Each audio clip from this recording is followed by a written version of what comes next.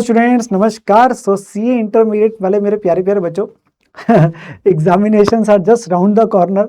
10-12 दिन आप लोगों के पेपर के बचे हैं एंड कहीं ना कहीं वो एक टेंशन जो है वो चरम सीमा पे है। बहुत सारी टेंशन इस चीज़ को लेके हो रही है कि सर चीज़ें करी तो है पर चीज़ें थोड़ी सी हम भूल रहे हैं, हमसे याद नहीं आ रही है, पेपर पता नहीं कैसे आएंगे।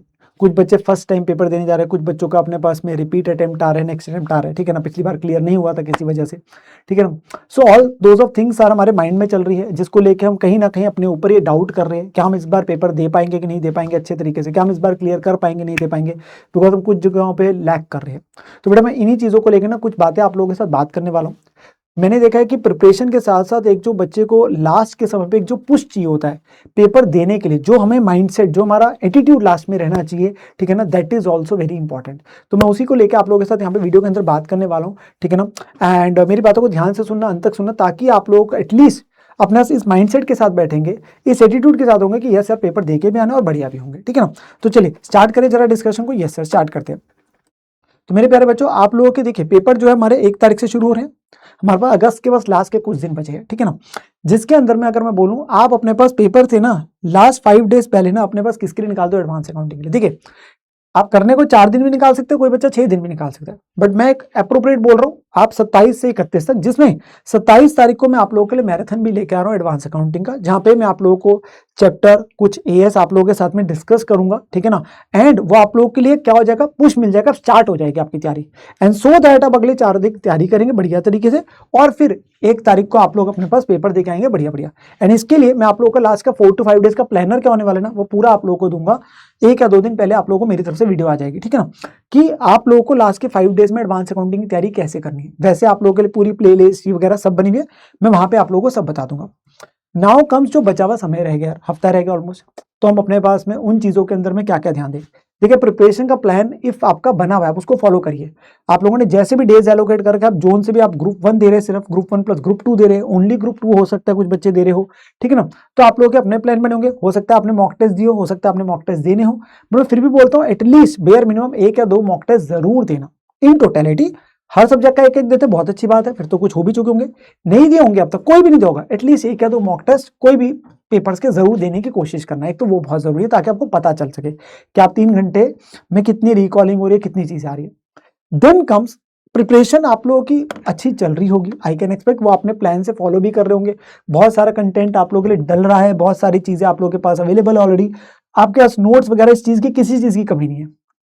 प्रॉब्लम है सिर्फ एक चीज को लेके कि पेपर को लेके टेंशन हो रही है। सर अगर पेपर टफ आए तो क्या करेंगे, सर आईसीआई की जो पासिंग परसेंटेज बहुत कम है और हमें ये लगता है कि हम ही ना रह जाए, क्योंकि मेरे दोस्तों की तो 4-4 5-5 बार रिवीजन हो गई है, मेरी रिवीजन कम हुई है, तो अपने पास कैसे करेंगे सर, पता नहीं क्लियर होंगे कि नहीं होंगे, बहुत साइड है सर, मैंने कुछ चैप्टर छोड़े भी है।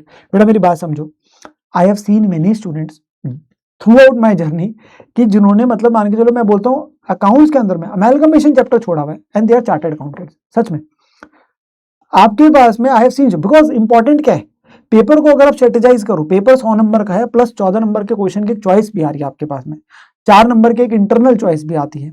तो बेटा हमारे पास 115-118 नंबर का पेपर आ रहा है, हम उसमें 100 का अटेम्प्ट करना है। अगर बाय चांस कोई चैप्टर नहीं भी आता तो कोई दिक्कत की बात नहीं, हम बाकी देंगे।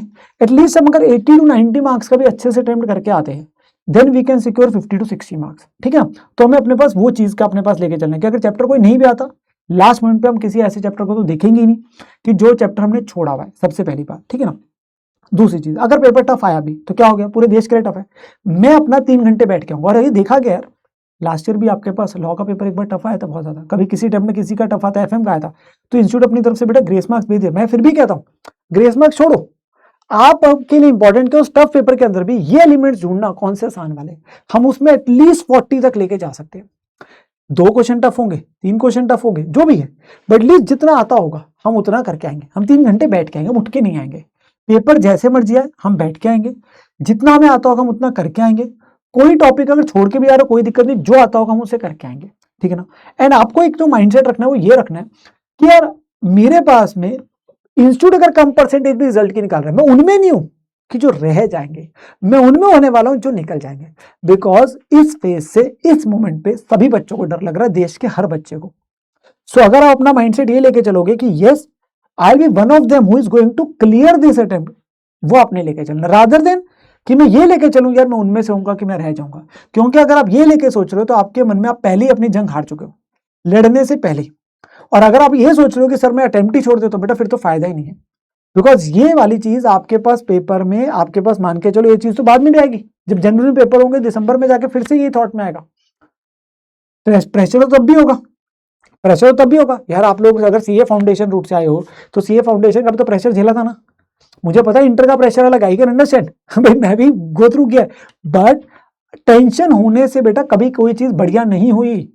टेंशन लेने से कभी भी कुछ ठीक नहीं हुआ। टेंशन लेने से आपको जो आता भी होगा वो भी खराब होगा, परफॉर्मेंस खराब ही होगी।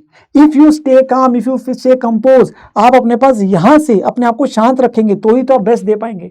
अगर आप सिर्फ नेगेटिव थॉट्स लेके आते रहेंगे अपने माइंड में कि नहीं हो सकता, नहीं कर सकते, पेपर टफ आया तो ये होगा, फलाना होगा, ढिमकाना होगा, तो फिर तो हम वैसे ही अपने पास बेटा पेपर में हारने ही जा रहे हैं। आपको ये लेके जाना है कि जो मुझे आता होगा मैं कर सकता हूं, मैं लास्ट के बचे हुए समय में अपना बेस्ट दूंगा, मेरे हाथ में कर्म करना है, मेरे हाथ में एफर्ट डालना है, बाद में देखा जाएगा क्या होता है। तो मैं तो अपना एफर्ट डालूंगा यार। मैं कल को ये कहने जोगा नहीं होना चाहिए कि मैंने एफर्ट नहीं डाला, मैं एफर्ट डालूं। क्योंकि टेंशन लोगे तो चीज खराब ही होगी। मैं फिर से बोल रहा हूं, ये सोचना बंद कर दीजिए, ये सोचना बंद कर दो, ठीक है ना। और रही बात याद आने की, तो बेटा प्लीज समझो, याद हमेशा आपको पहले भी आए पेपर्स में, अभी भी आएगा। आप पेपर से पहले दिन भी तो पढ़ के जाओगे ना, रिवाइज करके जाओगे ना, पेपर में याद सच में आ जाएगा। विश्वास करो मेरी बात का, पेपर में आपको रिकॉलिंग होएगी होएगी, ठीक है ना। हाँ, बाकी पेपर्स में तो हमारे पास 1.5 दिन ही है, तो कोशिश अभी ये कर रहे हैं कि आप जो भी सब्जेक्ट देख रहे हैं तो उसमें अभी मार्क करते रहो कि ये इंपॉर्टेंट क्वेश्चन या इंपॉर्टेंट कॉन्सेप्ट जिसे आप मार्क कर रहे हो, ताकि 1.5 दिन में बाकी पेपर्स में दिक्कत ना आए जो आप लोगों को समय मिलना है, ठीक है ना। So we have to stay positive, that is the only thing which is going to आपके पास जो लास्ट के दिन निकालेगा। एंड हम पेपर में भी अपनी जी जान लगा के पेपर में बेस्ट दे के आएंगे। हम 3 घंटे बैठ के आएंगे, जितना आता होगा उतना करके आएंगे। हम नेगेटिव थॉट कोई नहीं लाएंगे। दोस्तों के साथ कंपैरिजन करना बंद कर दो, बात करनी बंद कर दो किसकी कितनी रिवीजन हुई है, ठीक है ना। अपनी सिर्फ तैयारी पे फोकस रखो। आपने अपने पास ये इंटरमीडिएट क्लियर करना है और सीए फाइनल में आना है और फिर सीए बन के दिखाना है, ठीक है ना। इसी चीज के साथ में माइंडसेट को लेके चलो और अपने एग्जाम्स क्लियर करने। बाकी आप लोगों के लिए कुछ जो कंटेंट वगैरह है वो आप लोगों के लिए अवेलेबल है भी, बाकी आगे आएगा भी, वो आप लोगों के पास सब अवेलेबल है।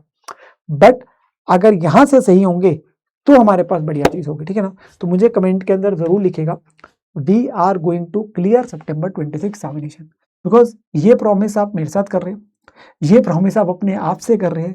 और जो आपने अपना सपना सोचा था ना, जब सीए करने के लिए आप आए थे, एंट्री करी थी, ठीक है ना, जब भी आप आए थे, फाउंडेशन से आए, डायरेक्ट एंट्री से आए, आपका कोई सब्सिक्वेंट अटेम्प्ट है जो भी है, तो वो आपको ये रिकॉल करेगा, यस यार जब मैं आया था उस एंथुसियाज्म के साथ, वो आज कहाँ गया आपका, वो टेंशन की वजह से वो खत्म हो गया। तो प्लीज, तो हम अपने पास में प्रॉमिस कर रहे हैं मेरे से अपने आप से कि यस हम अपना क्लियर करेंगे, हम अपना बेस्ट देंगे जो बचा हुआ समय, और हम घबराएंगे नहीं, हम घबराएंगे नहीं, जो आता होगा उतना करके आएंगे। Because that is important. लड़ने जाएंगे तभी तो जीतने की संभावना बढ़ेगी, अगर लड़ने ही नहीं जाएंगे तो फिर फायदा क्या है, ठीक है ना। सो मिलता हूं आप लोगों से बेटा मैं। वैसे 27 अगस्त को आप लोगों के लिए बहुत सारी और भी चीजें सोची भी है, और प्लानर भी आप लोगों के लिए पहले ही आ जाएगा, 1-2 दिन पहले उससे, ठीक है ना। सो स्टे कनेक्टेड और अपनी तैयारी बढ़िया तरीके से करते रहो। मैं हमेशा आपके साथ हूँ, ठीक है ना। Take care, bye bye.